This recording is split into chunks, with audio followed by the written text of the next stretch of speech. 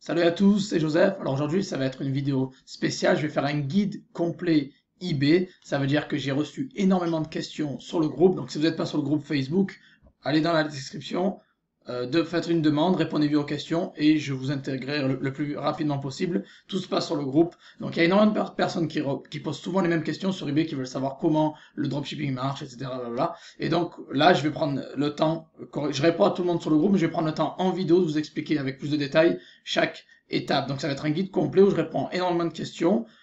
Likez, commentez, partagez cette vidéo et restez bien jusqu'à la fin parce qu'il va y avoir deux annonces super puissantes, deux annonces inédites. Une, ça va être je vais annoncer le gagnant du coaching gratuit et la deuxième, c'est surprise, je peux pas la dévoiler. Donc restez bien jusqu'à la fin pour écouter ces deux annonces et savoir qui a gagné le coaching gratuit. Donc je vais commencer directement, j'ai préparé deux post-it. Quasiment recto verso, donc voilà, ça va être du lourd. Donc voilà, allez, je vais commencer directement sans plus attendre.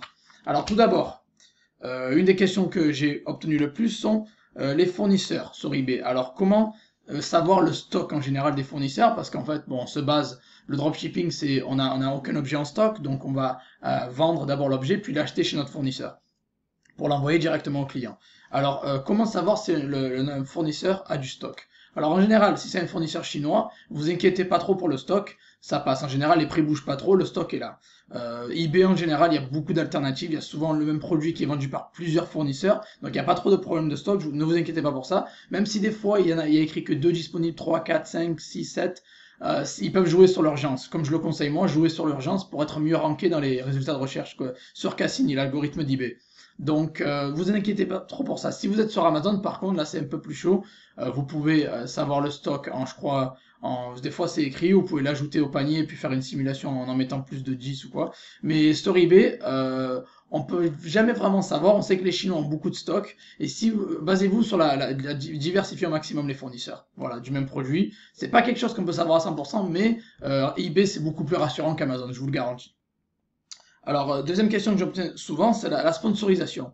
Bon, ceux qui ne connaissent pas la sponsorisation, c'est en fait on paye eBay un pourcentage en plus à la vente uniquement. Vous payez pas d'avance, vous payez à la vente un pourcentage supplémentaire pour avoir votre annonce rankée tout en haut des résultats de recherche. Vous pouvez mettre 2%, 3%, 10% comme vous le souhaitez, et vous payez uniquement ces frais à la vente. Ça veut dire que vous faites pas d'avance, vous n'avez pas besoin de budget marketing sur eBay, vous ouvrez juste votre compte, ça peut être un compte gratuit, ou pour avoir une boutique à 25 euros par mois, c'est comme vous le souhaitez, vous n'êtes pas obligé de payer à l'avance, puis vous allez mettre des produits en vente et choisir un taux de sponsorisation si vous le souhaitez. Donc ça s'applique au compte vendeur professionnel sans boutique et au compte particulier avec boutique.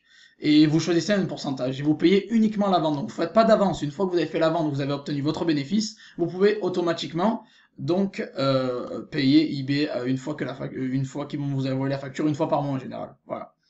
Donc ça c'était la deuxième question. La troisième, donc la déclaration officielle. Alors moi je recommande, je le répète, dès le premier euro, quand vous faites de la vente d'objets neufs, dès le premier euro, faut se déclarer.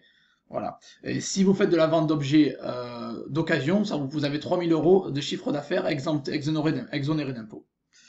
Alors ça c'est bien pour les débutants parce que j'ai souvent cette question. Donc pour l'utilisation des photos eBay, alors beaucoup de gens me disent oui mais tu fais du eBay, comment tu fais pour les photos? Alors toutes les photos qui sont dans le catalogue d'eBay sont libres de droit. Donc vous pouvez utiliser toutes les photos, c'est libre de droit qui sont dans le catalogue. Ça veut dire quand vous mettez un objet en ligne ou quoi, une annonce en ligne sur eBay, vous allez dans la barre de recherche et vous allez taper le mot-clé et vous allez avoir des suggestions. Alors ça, c'est les suggestions, c'est déjà le catalogue déjà existant. Donc toutes ces photos-là, vous pouvez les utiliser. Donc si des photos que vous voulez utiliser ne sont pas dans ce catalogue-là, donc elles ne sont pas libres de droit. Mais en général, il y aura toujours des vendeurs qui vont essayer de vous menacer, qui vont essayer de vous faire des petits messages un peu... des petits messages pour vous affoler un peu, pour un peu tuer la concurrence. Généralement, si vous voulez pas trop d'ennuis, vous pouvez les enlever l'annonce sans problème. Sinon, vous pouvez le laisser et voir par vous-même. Après, ça peut lier à une éventuellement suppression d'annonce. Moi, je vous conseille, les photos d'eBay, je les ai utilisées pendant des années. J'ai rarement eu de problème. C'est très rare qu'il y a des personnes qui vous embêtent pour les droits des photos eBay. C'est quelque chose d'assez rare. Alors, commencez en tant que particulier, moi j'y ai répondu, si vous êtes un particulier, vous n'êtes pas obligé de commencer en pro, vous pouvez commencer en particulier, vous aurez 3000 euros de chiffre d'affaires exonéré d'impôts sur la vente d'objets d'occasion. Donc si vous avez des objets chez vous, vous pouvez les vendre sans vous déclarer jusqu'à 3000 euros de vente. Au-delà, il va falloir se déclarer, ou si vous faites de la vente d'objets neufs, ce qu'on fait dans le dropshipping en général, il faut se déclarer dès le début. Alors, une question Shopify, bon d'accord, ça c'est un petit peu à côté, mais c'est quand même important, pas mal de gens me le demandent. Le budget pour Shopify, pour commencer sur Shopify, alors moi, eBay, je dis qu'une centaine d'euros ça suffit. Shopify, rien que pour le test budget marketing, moi je compte 150 euros déjà, donc c'est 5 euros par jour au moins pour faire des tests sur Google Ads. Je parle Google Ads, et pas de Facebook Ads, de Google Ads. Puis après, faut compter les 25 euros, 26 euros par mois de boutique, de frais boutique. Donc au moins 200 euros, au moins. Mais idéalement, ça serait bien d'avoir entre 300 et 500 euros pour être confortable et pour faire de bons tests. Alors, on m'a demandé aussi le meilleur régime en France, parce que l'auto-entrepreneuriat, beaucoup de personnes se rendent compte que c'est très coûteux. Ils veulent savoir quel est le meilleur régime pour bien s'en sortir, pour avoir le moins de taxes et être le plus profitable possible. Alors moi j'ai entendu beaucoup de parler de la SASU. Moi je suis pas un professionnel du tout, je suis pas, je m'y connais pas trop en ça, mais j'ai un post d'ailleurs sur le groupe. Si vous tapez bon plan se déclarer à l'étranger ou France sur le groupe dans la barre de recherche, vous avez des posts sur ça. Ça a beaucoup été abordé. Mais généralement, on conseille la SASU. La SASU, c'est quand même une société à simplifier, c'est ça, SAS-U, donc une société simplifiée qui vous permet d'avoir beaucoup d'avantages. Après, ça a un coût, bien évidemment, mais c'est beaucoup mieux qu'apparemment l'auto-entrepreneuriat. Quand vous commencez à faire du chiffre, c'est plutôt pas mal. Alors, maintenant, une question beaucoup plus globale, comment commencer avec eBay? Alors, comment commencer avec eBay? J'ai déjà au moins 2 vidéos sur ça, donc allez voir vraiment tous les sujets dont j'aborde. J'ai une vidéo sur ça dans ma chaîne qui sont beaucoup plus détaillées, où je passe entre 7 à 15 minutes pour expliquer tout ça. Et bien sûr, il y a ma formation complète de A à Z qui est dans la description si ça vous intéresse, où là, je vous montre carrément toutes les étapes sur l'écran, et je simule et je vous montre tout de A à Z. Alors, comment commencer? Alors, tout d'abord, pour commencer, vous pouvez le faire en compte particulier ou en compte professionnel, vous avez le choix selon ce que vous désirez. Vous mettez en vente, vous essayez de gagner, monter votre compte vendeur, d'abord gagner des évaluations, acheteur, vendeur, mettez en vente des objets de 0 à 10 euros, puis vraiment que des objets à basse valeur pour éviter les risques. Puis préparez toujours votre pièce d'identité au cas où un justificatif de domicile, 2-3 factures parce qu'ils peuvent le demander. Et ne mettez pas trop, bien sûr, mettez un objet par jour dès le début, ne mettez pas 15 produits d'entrée parce que vous allez vous faire griller. Donc allez-y mollo, montez votre compte tout doucement, gagnez des évaluations, mettez quelques objets, recherchez bien les winners, mettez-les dans votre boutique, mais essayez d'en mettre un par jour pendant la deuxième semaine, puis 2 par jour pendant la deuxième semaine, puis 3, etc. Donc vraiment commencez mollo, commencez à générer les premières ventes et essayez de gagner la confiance d'eBay et de PayPal en même temps aussi. Alors, la suspension initiale, il y a beaucoup de personnes qui me demandent ça. Quand ils commencent, ils paniquent un petit peu parce qu'il y a une vérification au début. Il y a une suspension.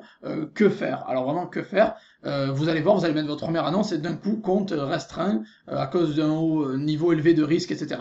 Ce qu'il faut faire pour ça, c'est contacter eBay. Moi, j'adore les contacter par le chat. Je déteste être au téléphone parce que je perds du temps. Les gens, les 3 quarts des conseillers dans le service client sont un peu incompétents, pour être honnête. Donc, je les contacte par le chat. C'est du tac au tac, c'est beaucoup plus rapide et efficace. Et ils vont vous demander généralement une pièce d'identité, un justificatif de domicile et peut-être 1 ou 2 factures selon les objets que vous avez mis en vente. Donc, préparez ça. Vos papiers d'identité ne devraient pas avoir de problème. Pour les factures, vous pouvez, soit si c'est des objets que vous avez chez vous, récupérer les factures que vous avez de l'époque, ou sinon, demander à votre fournisseur une facture, acheter l'objet juste pour avoir la facture. Bon, après, il y a d'autres moyens que je parle dans le groupe, vous pouvez aller voir dans le groupe, vraiment, je vais pas trop épiloguer sur ça. Mais vraiment, voilà, les factures, je sais que ça peut poser beaucoup de problèmes à certaines personnes. Le contrat, j'ai mis un exemple de contrat sur le groupe, allez sur le groupe Facebook et j'ai mis un contrat directement. Le contrat que j'utilise moi-même et qui a 1000% de crédibilité, il est énorme. Les factures, j'ai pas encore mis de template, mais il y a quand même quelques idées sur le groupe et des solutions. Donc voilà, préparez ces documents-là, ne paniquez pas, contactez le service client et demandez leur ce qu'ils veulent pour vous réouvrir le compte, mais c'est pas une suspension permanente, ils vont vous réouvrir le compte si vous parlez avec eux. Évitez juste les factures Amazon ou Cdiscount, des factures de marketplace, parce que ça peut vous griller directement. Alors, l'achat-vente sur eBay, achat-vente sur eBay. Alors, il y a beaucoup de personnes qui me demandent comment on fait l'achat-vente, quel compte on utilise, etc. Moi, personnellement, je vous recommande pour monter rapidement dès le début, d'acheter et de vendre avec le même compte. Je sais que ça peut paraître un peu fou, mais il faut acheter et vendre avec le même compte. Voilà, ça va pas, ça gêne pas du tout. Les évaluations vont monter de plus en plus et c'est beaucoup plus puissant que d'avoir plusieurs comptes. Après, si vous vendez plusieurs fois le même produit et que vous avez qu'un fournisseur, moi je vous conseille d'avoir plusieurs fournisseurs. Voilà, plusieurs fournisseurs, mais au début, vous pouvez bel et bien utiliser le même. Alors, pour tout ce qui est retour, il y a beaucoup de gens qui me parlent comment on fait les retours en dropshipping, c'est compliqué, on n'a pas le stock, comment ça se passe. Alors, je vais vous dire, on est des intermédiaires en dropshipping, et vu qu'on est des intermédiaires, on doit limiter les pertes au maximum. Moi, je perds rarement, voire quasiment jamais d'argent, pour être honnête. Pourquoi? Parce que quand j'ai une plainte de mon client, je vais directement la transférer à mon fournisseur. Donc, je prends la plainte exacte comme elle m'a été envoyée, avec les mêmes raisons, le même motif, et je vais le transférer directement à mon fournisseur, et c'est mon fournisseur qui m'offre la solution et je la transmets directement à mon acheteur. Donc on est des intermédiaires et au final on limite les pertes, on n'a jamais de pertes parce que c'est le fournisseur qui va rembourser et on pourra rembourser le client juste après. Alors tout ce qui est, alors les prix, factures, emballage, il y a beaucoup de gens qui paniquent pour ça. Pourquoi on a pourquoi les gens vont acheter chez nous? Pourquoi les fournisseurs peuvent mettre des factures? Ça peut nous poser problème, nous causer des problèmes. Il y aura le prix affiché, il y aura peut-être un logo Amazon dessus sur l'emballage ou un logo de notre fournisseur. Alors ça, c'est très très rare. Faut pas paniquer avec ça. Les plaintes sont extrêmement rares. Déjà, bon, sur Amazon, l'emballage commence à être neutre. Il y a juste une flèche. Il n'y a plus écrit Amazon en général. Les factures, vous pouvez les enlever si c'est sur Amazon. Et c'est pareil pour le prix. Le prix, vous pouvez les cacher. Après, sur eBay, ça peut arriver qu'il y ait un prix, une facture, etc. Mais généralement, quand les gens ils achètent, quand ils reçoivent le colis, ils sont contents d'avoir l'objet, ils vont laisser une évaluation, ils vont pas trop regarder, feuilleter le bordereau de livraison ou la pièce jointe attachée au colis. Donc en général, ça passe. C'est très rare les plaintes. Après, si vous avez une plainte, vous pouvez toujours, si c'est au sujet du prix, vous pouvez dire au client qu'il a accepté de payer ce prix-là au moment de l'achat, donc vous pouvez pas vraiment rembourser quelque chose. À partir du moment où vous dites ça, généralement ils n'insistent pas. Et le logo, l'emballage, etc., c'est très très rare quand même. C'est souvent des choses neutres de plus en plus maintenant. Et on fait beaucoup d'envois électroniques de factures. De moins en moins, on essaie de sauver l'environnement, d'envoyer du papier, éviter d'envoyer du papier au maximum. Donc c'est très très rare. Ne paniquez pas pour ça. Commencez le dropshipping, ça va pas vous poser plus de problèmes que ça.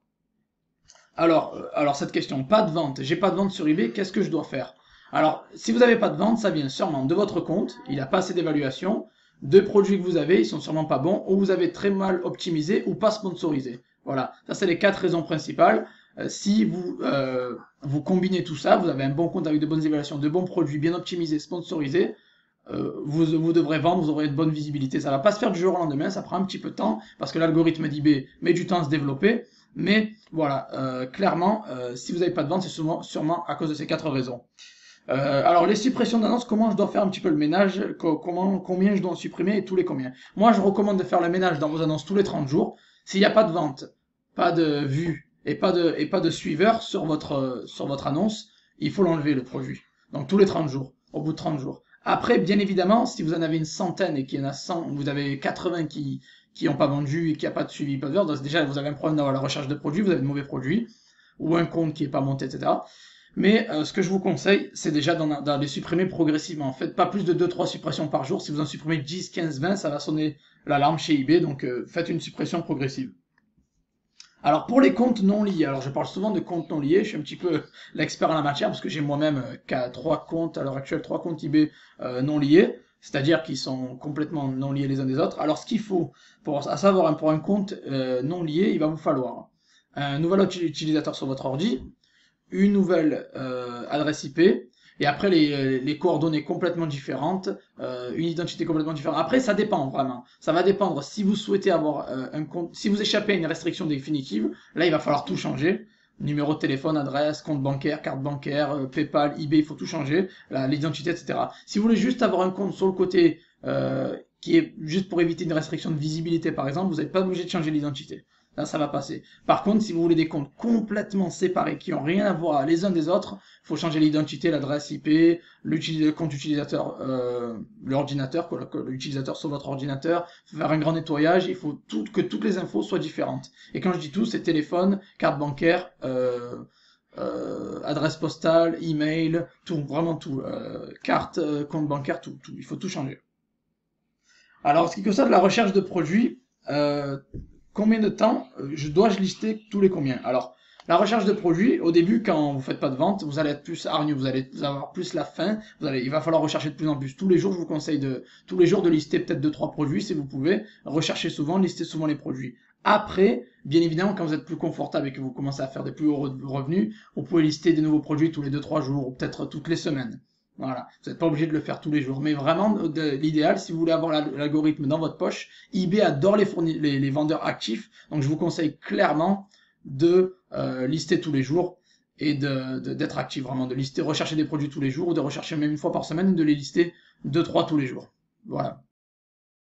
N'oubliez pas de rester jusqu'à la fin pour savoir qui a gagné le coaching gratuit et entendre l'annonce spéciale que je vous réserve. Donc voilà, et regardez bien les commentaires si vous voulez avoir plus de détails bien sûr sur ce que je suis en train de parler. Alors voilà, pour continuer maintenant, la prochaine question qui était donc pour les winners et les fournisseurs, etc. Comment ça se passe? Alors souvent les personnes font une erreur commune, c'est se focalisent sur les fournisseurs.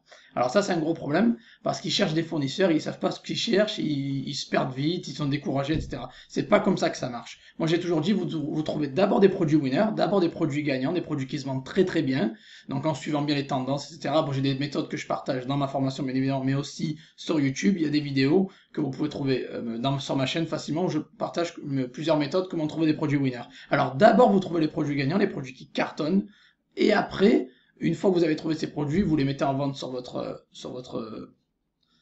boutique et vous trouvez les fournisseurs vont suivre automatiquement derrière. Voilà, comme ça vous savez ce que vous cherchez exactement. Il faut bien comprendre qu'on est là pour vendre, il faut avoir les meilleurs produits pour vendre. Et une fois que vous avez ces meilleurs produits là, vous pouvez facilement trouver des fournisseurs juste derrière. Alors, pour tout ce qui est négociation, fournisseurs, etc., comment négocier un contrat avec un fournisseur? Alors tout d'abord, vous pouvez les contacter par message privé, vous l'avez trouvé, vous contactez un message privé sur eBay, ou si vous l'avez trouvé sur Google, par le formulaire de contact sur leur site, vous les contactez, mais généralement, ils sont, surtout moi j'ai un fournisseur de Hong Kong, ils sont réactifs au chiffre d'affaires. Le plus vous allez rapporter de ventes, le plus ils vont vous écouter. Et c'est comme ça que ça marche le business. C'est le plus vous allez leur apporter du business et des chiffres d'affaires, le plus ils seront prêts à négocier, à vous offrir des avantages, comme du cashback ou des prix avantageux, des livraisons plus rapides. Bref, vous pouvez essayer de contacter les fournisseurs, mais je vous conseille d'abord de trouver des produits qui marchent, de les tester. Une fois que vous avez pas mal de ventes et que vous avez rapporté du chiffre aux fournisseurs, après vous pouvez négocier. Alors tout ce qui est aussi, j'ai une question qui était assez intéressante, qui est sur les limites du bénéfice. Alors, quelles sont les limites des bénéfices ou combien je peux générer sur eBay? Alors, en général, j'aime pas faire de promesses et j'aime pas dire aux personnes, alors vous allez faire tant et tant, parce que ça dépend de la personne. Si vous êtes prêt à faire des sacrifices, à fournir le travail, à vous donner les moyens, vous pouvez atteindre de très bons chiffres. Vraiment. Après, bien évidemment, eBay, c'est du long terme. Ça, au début, ça va être un peu lent à démarrer la machine, puis après, sur le long terme, ça peut être une machine de guerre. Quand je dis qu'eBay est une machine de guerre, je vous le dis, là, je travaille à peu près 1 heure par jour sur eBay et j'arrive à générer plus de 5 000 € par mois net. Donc, je le sais, ça marche énormément. eBay, c'est une future machine de guerre. Ça vraiment, ça cartonne et il faut juste se donner les moyens. Il faut juste vraiment bien lancer la machine. Puis après, les récompenses sont là. Vous n'allez pas avoir des résultats du jour au lendemain. C'est du travail, le dropshipping. C'est du travail comme tous les business, mais ça va dépendre de vous. Vous allez vous donner vos propres limites. Vous imposez vos propres limites. Voilà. Donc au début, je vous conseille d'y aller mollo, mais il est facile. Certaines personnes arrivent à faire un SMIC en 1 mois, 2 mois, d'autres en 6 mois, d'autres en 1 an. Donc ça va vraiment dépendre de vous. Alors, les prix de vente, comment calculer les prix de vente? Alors, j'ai souvent les marges, etc. J'ai souvent cette question. Alors, ça va être proportionnel au prix de l'objet que vous vendez.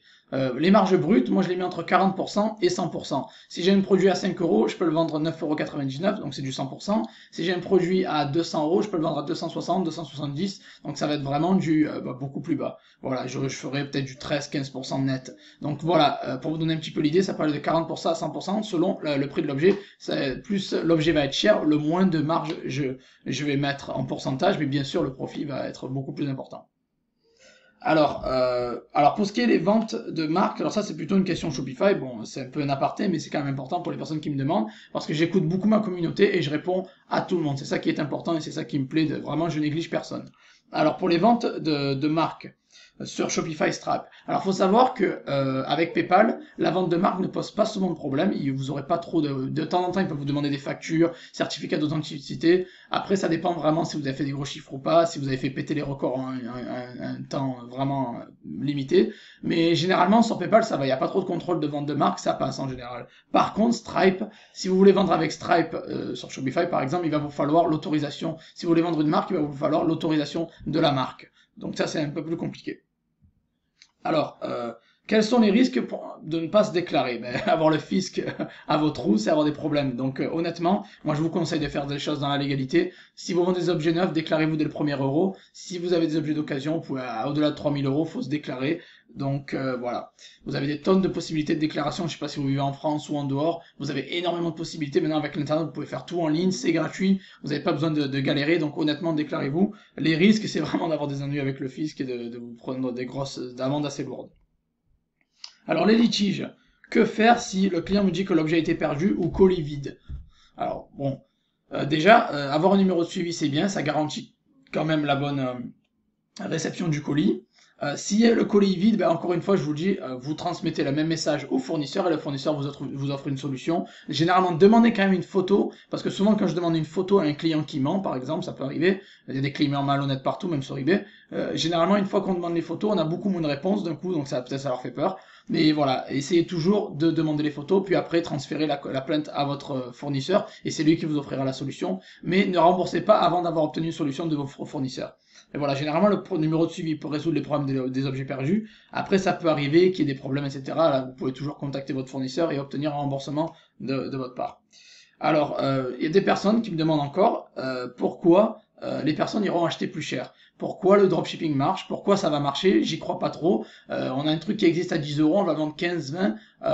Pourquoi? Alors ben déjà, tout d'abord, ça va être de la visibilité. Si vous êtes extrêmement visible, vous avez de bons titres, de belles photos, une belle fiche produit, etc., une annonce attractive et vous vous retrouvez en haut des résultats des recherches sur eBay. eBay a des millions de clients, des millions et des millions de clients. Donc forcément, si vous vous retrouvez dans les top 3 des résultats de recherche, vous êtes les premiers qui vont être cliqués et donc vous allez avoir les premiers à convertir.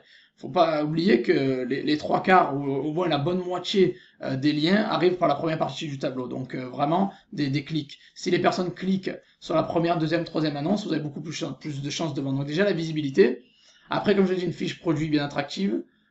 La sponsorisation va énormément aider et bien sûr que c'est plus cher, mais on va dire c'est un peu cher à expliquer, c'est plutôt la fainéantise des clients. Les personnes cherchent quelque chose, ils connaissent pas trop la valeur des choses, ils trouvent le premier lien, ils achètent, c'est un achat impulsif, vous faites une vente.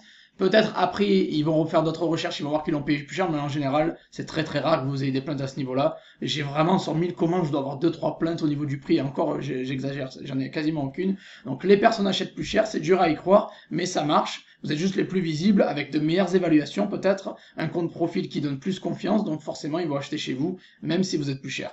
Voilà. Alors, la prochaine question, alors PayPal, alors ça c'est plutôt une question Shopify encore une fois. Est-ce que je dois utiliser PayPal seulement ou Stripe sur Shopify? Moi je vous conseille d'avoir les deux. Il faut jamais mettre tous vos œufs dans le même panier. PayPal uniquement c'est très risqué parce que si vous bloquez le compte ou votre argent pendant 6 mois, ben là vous avez des problèmes. Il faut toujours avoir Stripe à côté parce qu'ils sont généralement beaucoup plus laxistes, quoi. Moi je trouve que Stripe sont beaucoup plus laxistes à ce niveau-là. Voilà. PayPal ils sont un peu plus embêtants pour ce qui est blocage de fonds. Donc je vous conseille d'avoir les deux. Ne mettez jamais tous vos œufs dans le même panier. Donc avoir PayPal et Stripe tous les deux. Alors obtenir un contrat fournisseur, bon pour ça je crois que j'y ai déjà répondu. J'ai mis un contrat disponible sur mon groupe, c'est le premier post que vous allez voir quand vous rejoignez le groupe. J'ai mis le modèle du contrat que j'utilise moi-même avec mon fournisseur, c'est vraiment un contrat carré, vraiment un contrat tueur qui passe à 100%, ou au moins 98%. Et voilà, vous pouvez l'avoir sur mon groupe, j'ai mis un modèle, puis après, bien évidemment, comme j'ai mentionné plus tôt, la négociation avec le fournisseur, etc. Et bon, pour finir, voilà, parce que là, cette vidéo est assez longue, je ne veux pas trop m'attarder, réussir sur eBay. Alors, je vais faire un petit résumé global pour réussir sur eBay. Tout d'abord, allez-y mollo au début, montez votre compte vendeur, obtenez des évaluations acheteurs, obtenez des petites évaluations vendeurs, les acheteurs donc en achetant plein de produits avec votre compte, les vendeurs en vendant des objets basse valeur, faites des recherches de produits tous les jours, mettez-en un par jour au début, puis deux, puis trois, etc. Il faut vraiment y aller progressivement. Et voilà, donc montez votre compte, gagnez des évaluations, recherchez les bons produits, mettez-les bien en avant, optimisez-les, sponsorisez-les, et c'est comme ça vraiment que vous allez réussir sur eBay. C'est super simple, vous n'avez pas besoin de gros budget, pas du tout, une centaine d'euros suffira au cas où pour couvrir les frais des boutiques, quelques commissions par-ci par-là. Mais voilà, honnêtement, c'est un des business les plus rentables à l'heure actuelle à commencer. Quand vous débutez, vous n'avez aucune expérience dans l'e-commerce, vous pouvez générer pas mal de ventes avec quasiment aucun investissement, donc c'est quand même assez énorme. Vous utilisez vraiment la visibilité d'eBay et leur autorité sur le marché pour pouvoir générer des ventes.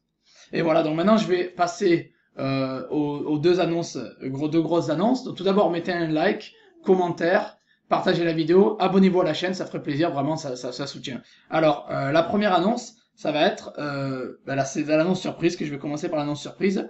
Comme beaucoup de gens, j'ai posté la question sur le groupe, il y a eu une centaine de personnes qui étaient déjà très contentes de cette nouvelle. Je vais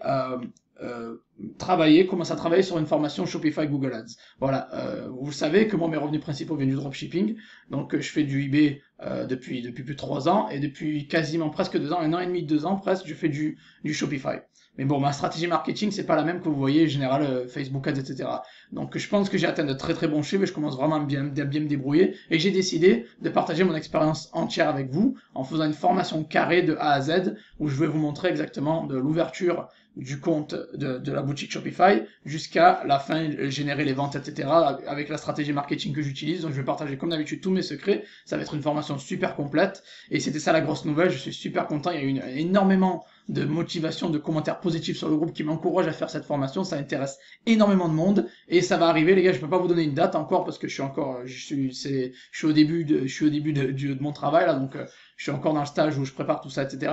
Mais ça devrait arriver dans pas si longtemps que ça, sûrement d'ici 1 mois ou 2, voilà. Donc la formation Shopify Google Ads arrive et je sais que ça va faire pas mal d'heureux entre vous et voilà, je vais faire ça bien, vous le savez. Et je vais annoncer finalement le gagnant du coaching. Alors voilà, tous les mois, vous savez que je fais un jeu concours. Ça peut être des winners, un coaching, je sais pas moi, des fournisseurs, j'en sais rien. Je vais faire plusieurs choses en même temps. J'ai déjà fait le coaching gratuit, j'ai déjà donné des winners gratuitement. Ce que vous avez à faire en général, c'est liker, commenter un post ou m'envoyer un message. Bref, c'est des trucs vraiment basiques. Et là, il fallait juste commenter une vidéo YouTube, donc c'était super facile. Et j'ai choisi un gagnant pour l'heure de coaching, une personne qui est sur le groupe depuis longtemps, qui me suit depuis longtemps, qui m'encourage depuis longtemps, et qui commente et qui est là sur tous les posts. Donc c'est super important que vous soyez réactifs et présents, parce que je récompense les personnes qui sont réactives sur les réseaux sociaux. Et donc j'ai choisi Charles Carter, voilà, je t'ai choisi, tu te reconnaîtras, je sais que tu commentes tous les posts, donc merci à toi pour ton soutien, je t'offre cette heure de coaching gratuit, viens me parler en privé et on arrange ça entre nous, voilà, donc tu as juste à me contacter, on s'organisera un petit créneau entre nous. Voilà, bravo à toi et merci pour ton encouragement constant. Le prochain jeu va être annoncé très bientôt. Septembre, je vais annoncer un nouveau winner un nouveau gagnant pour le prochain jeu qui est encore secret. Je sais pas exactement ce que je vais faire. Voilà. J'espère que vous avez apprécié cette longue vidéo. J'essaie de faire un guide complet sur la vendre sur eBay avec quelques petites questions Shopify au milieu, mais vraiment toutes les questions que j'ai eues sur le groupe, j'essaie d'y répondre le plus rapidement, de manière la plus concise possible. J'ai fait mes 2 annonces, j'espère que vous êtes excités pour ça. Likez, commentez, partagez, donnez vos opinions dans les commentaires. Si vous avez des questions, je réponds à tout le monde, écrivez-les en commentaire. Si vous voulez avoir un guide tutoriel étape par étape, j'ai une formation complète sur le dropshipping sur eBay où je montre tout étape par étape en partageant mon écran. Puis j'ai aussi une formation gratuite si ça vous intéresse. Tous les liens sont dans les commentaires, dans la description. Cliquez, faites-vous plaisir. Et si vous avez besoin de quoi que ce soit, écrivez-moi un petit commentaire dans la vidéo. Abonnez-vous à la chaîne aussi et likez. Merci à tous et je vous souhaite une bonne fin de journée. Allez, ciao ciao.